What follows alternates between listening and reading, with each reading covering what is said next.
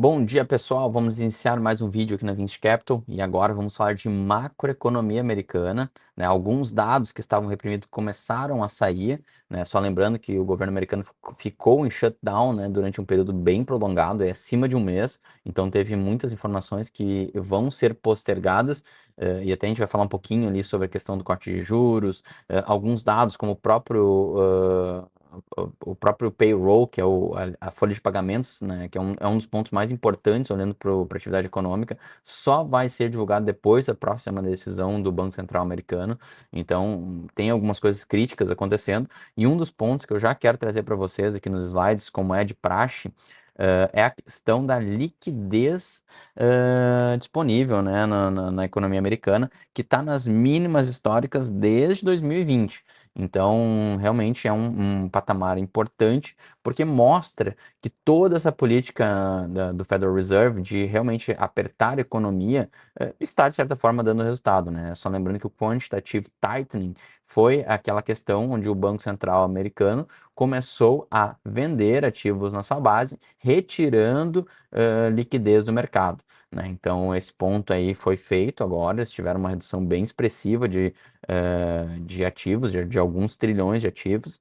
Então, nesse sentido, né, mais a taxa de juros alta realmente conseguiu fazer uma retirada forte em 2025 de liquidez no sistema. Isso era importante para controlar a inflação e isso é um ponto que a gente vai debater aqui agora, que é justamente, né, a atividade econômica que vem caindo, os empregos, né, apesar de não termos o payroll, mas na questão da manufatura, as vagas estão cada vez sendo mais apertadas. Então, nos últimos 5 meses, nós tivemos aí diminuição no número de vagas na indústria americana. Isso é preocupante, mesmo com as políticas do Donald Trump de trazer novas empresas para dentro de casa.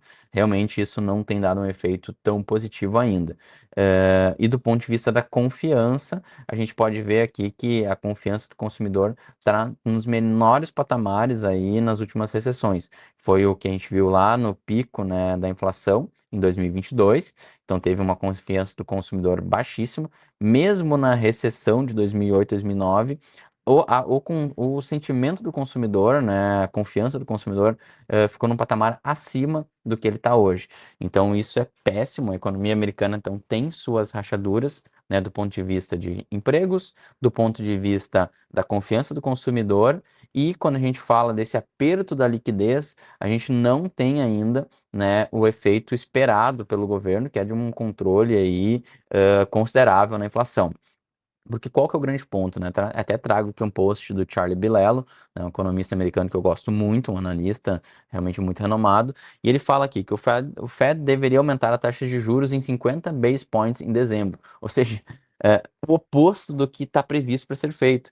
Então, a gente está falando aí, na perspectiva dele, eu já vou explicar o porquê, que o Banco Central, ao invés de cortar os juros, deveria aumentar os juros agora em dezembro.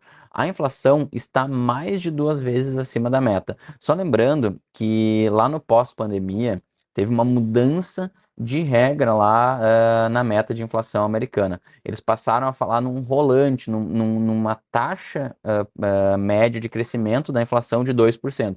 Então essa era a perspectiva, era o que se esperava, né, dali em diante. Porque eles falaram que a inflação, ok, está subindo, mas nós vamos conseguir segurar essa inflação e trazer ela para a média dos 2% mais à frente. Então, nesse caso, né, a meta de 2% está acima há mais de 5 anos e o mercado de ações, os preços dos imóveis estão em níveis recordes. E aí ele faz aqui a indagação deles. Parem de adotar políticas que só vão gerar mais inflação e piorar a situação financeira.